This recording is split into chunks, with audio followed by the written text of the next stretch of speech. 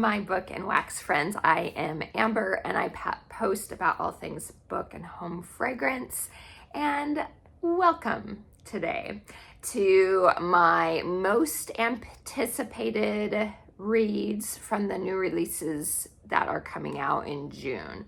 So I always try to do 10 books and I want to share them with you. So they will be in no particular order, but I may point out which one I'm the most excited for as we're going through the list. And as always, I will put up a graphic either here or here, depending on as I'm editing, which place works better, I feel. Okay, the first book that I am interested in is called A Mastery of Monsters by Liselle Sambury, and it comes out June 3rd. And the synopsis says, when August's brother disappears before his sophomore semester, everyone thinks the stress of college got to him. But August knows her brother would never have left her voluntarily, especially not after their mother so recently went missing. The only clue he left behind was a note telling her to stay safe and protect the remaining family. And after August is attacked by a 10-foot tall creature with fur and claws, she realizes that her brother might be in more danger than she could have imagined. Unfortunately for her, the only person with a connection to the mysterious creature is the bookish Virgil Hawthorne, and he knows about them because he is one. If he doesn't find a partner to help control his true nature, he'll lose his humanity and become a mindless beast. Exactly what the secret society he's grown up in would love to put down. So, sounds good. So, yeah, some sort of paranormal type fantasy with a little secret society action thrown in. So that sounds like it could be good. Okay, the next one is called Air of Storms by Lauren Hamilton Murray. It does also come out June 3rd. And the book is about the very day Blaze came into the world, she almost drowned it. A rain singer born into one of the most powerful fire-wielding families in the Empire. Blaze's birth summoned a devastating storm that left thousands dead. She's been hidden away ever since with a dark, the same torrential power that branded her an outcast disappeared that fateful day, and she's not sure she wants it back. When an unexpected invitation arrives for Blaze and her twin brother Flint to compete as future rulers of the Empire, she's suddenly thrust into the limelight again and into battle. Threats abound at the Golden Palace, where intrigue and romance await, with not one but two handsome. It seems to have been skipping words. Not one but two handsome men, the enchanting crown prince, and a dangerously alluring newcomer at court. As Blaze explores her untapped power, she discovers the throne may be within her grasp.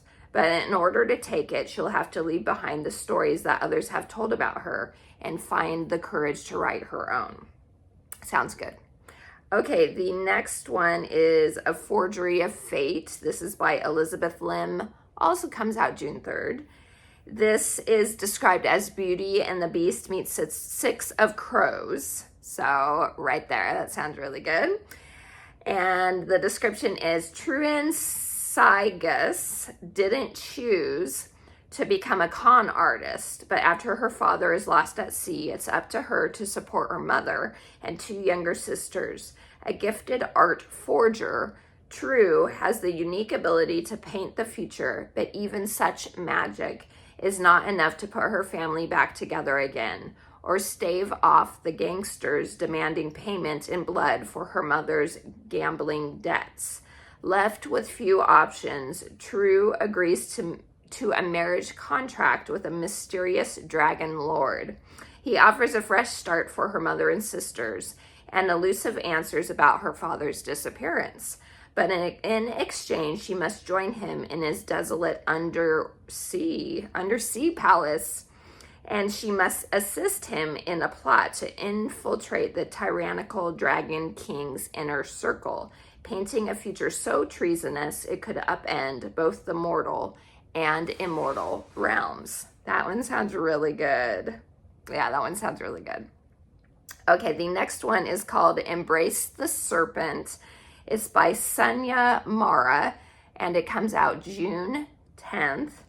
And this one is described as, in this sweeping romantic fantasy, a dangerous deal binds a young jeweler's apprentice to the mysterious Serpent King.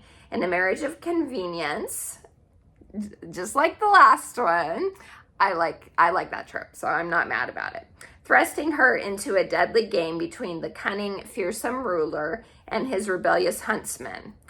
And then it says, perfect for fans of The Wrath and the Dawn and Once Upon a Broken Heart. We know how I feel about Once Upon a Broken Heart. So that's right there where I was like, oh, let me put this on the list. So this says, the Serpent King has come to find his bride, and with his arrival, festivities sweep through the city. Inside and outside the Rose Palace awaits women from across the 6 kingdoms, determined to become his new bride-to-be, all except for 18-year-old Saphira. After escaping life as a palace ward under the cruel Jinn, Lady Incarnadine, Saphira now works as the apprentice to the unscrupulous jewelsmith Galen.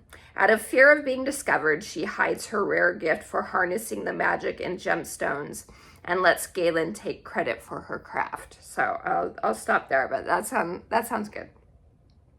I like the whole, of course, like I said, marriage of convenience. The whole thing about being a jewelsmith, it sounds like she has some magic involved in that. That sounds good. Okay, the next one is a contemporary romance or rom-com called Battle of the Bookstores by Ali Brady. This comes out June 3rd. And this is said to be, despite managing bookstores on the same Boston street, Josie Klein and Ryan Lawson have never interacted much. Josie's store focuses on serious literature, and Ryan sells romance only. But when the new owner of both stores decides to combine them, the two are thrust into direct competition. Only one manager will be left standing, decided by who turns the most profit over the summer. So this says, as the rivalry heats up in real life, their online relationship grows. And when the walls between their stores come tumbling down, Josie and Ryan realize not all's fair in love and war. And maybe if they're lucky, happily ever after aren't just for the books. So sounds cute. Then a new Ashley Poston book comes out June 17th. It's called Sounds Like Love. And the synopsis is, Joni Lark has a secret. She's one of the most coveted songwriters in LA, and yet she can't write. There's an emptiness inside her, and nothing seems to fill it. When she returns to her hometown of Vienna Shores, North Carolina, she hopes that the sand, the surf, and the concerts at the Revelry, her family's music venue, will spark inspiration. But when Joni gets there, nothing is how she left it. Her best friend is hiding something. Her mother's memories are fading fast, and the Revelry is closing. How can Joni write when her world is leaving her behind? Until she hears it, a melody in her head, lyricless and half-formed, and an alluring and addictive voice to go with it, belonging apparently to a wry musician with an emptiness of his own. So this is Ashley Poston always does like magical realism woven into her romance stories, and I really enjoyed that. I read The 7-Year Slip last year and did love that one. There is content, just to let you know, so a little bit, not a ton, but there is a little bit in that book anyway that I read. And that's the only one I've read. I haven't picked up any of her others. Well, I have picked them up, but I never got to them. I tried the Red Dead Romantics and I never got to it. So anyway, this one sounds really good because I do love music. Okay, the next one is also a romance. It's called Finders Keepers by Sarah Adler. Comes out June 24th. And it says, last week, Nina Honeycutt was a professor about to move into a gorgeous new apartment with her long-term boyfriend. Now she's single, unemployed, and living with her parents. Even more surprising is the fact that Quentin Bell, her childhood neighbor and okay fine crush, is also back in town and wants to resume the treasure hunt that ended their friendship almost 2 decades ago. Hoping the reward promised to whoever finds the rumored riches left behind by the town's eccentric turn-of-the-century seltzer magnate will help her get her life back on track, Nina agrees. Granted, last time the search resulted in a broken heart and 17 years of silence, but Nina's older and wiser now. Surely things will be different.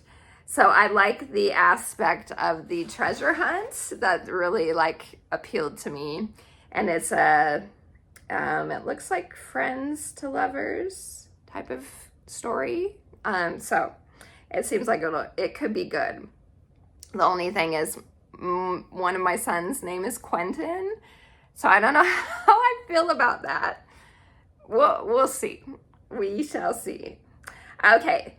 A Dance of Lies by Brittany Arena. This comes out June 10th. This is probably my most anticipated out of all of them. It is described as Vasily Moran was once a dancer in King Ilian's court until he framed her for murder.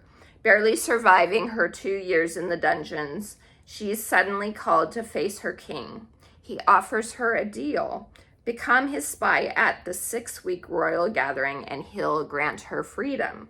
As Ilian's orders grow bloody and dangerous, forcing her to harm and betray those around her, Vasily discovers that the monster she serves may be aligned with a bigger monster, one far closer to home.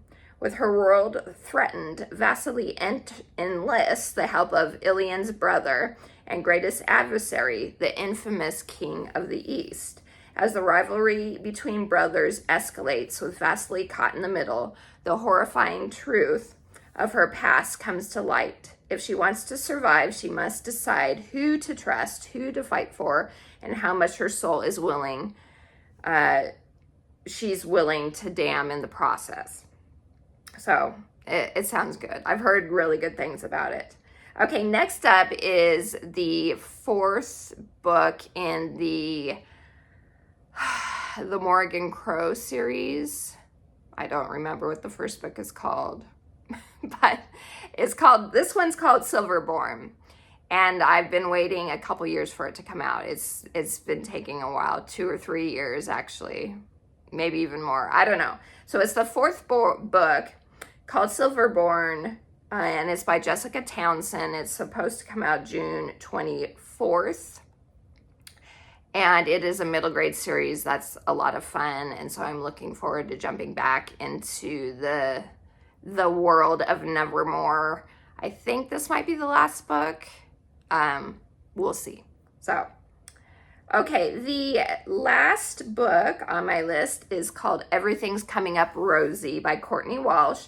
Comes out June 10th. And the synopsis is, sometimes what you think you want and what you actually want turn out to be different things. Rosie Waterman has one dream, to become a working actor, but lately that hasn't been working out. When she loses her apartment and her job on the same day, she does what she always does, puts herself out there, ready to find the next big thing. But a trip home makes her realize that while she's been struggling to make this dream come true, all her friends have become real adults, with careers and weddings and babies on the way. Rosie's been at this for years and she has nothing to show for it. But how does she simply let go of her dream? When she's offered a job as a director of a regional theater production of Cinderella, she jumps at the chance. even though she's only directed in college and the job is in Door County, Wisconsin, and not in New York. She has no other offers, and at least she'll be getting paid to do something theatrical. But when she arrives, she quickly realizes that the regional theater is actually a retirement community, and the actors are actually senior citizens with no acting experience whatsoever.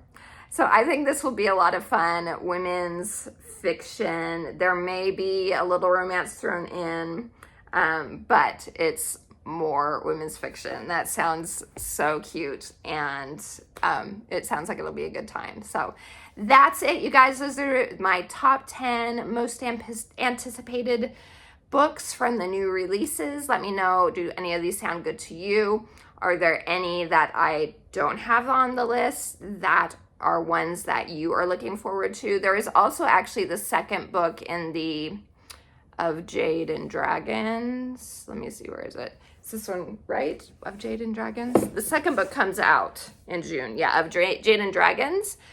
But I still haven't gotten to this book. And so that's why I didn't put it on the list. But if I love this one, then I will definitely be looking forward to the second book in the series. So thank you so much for spending some time with me. I appreciate you all and hope you have a wonderful rest of your day. Until next time, TTFN. Ta-ta for now.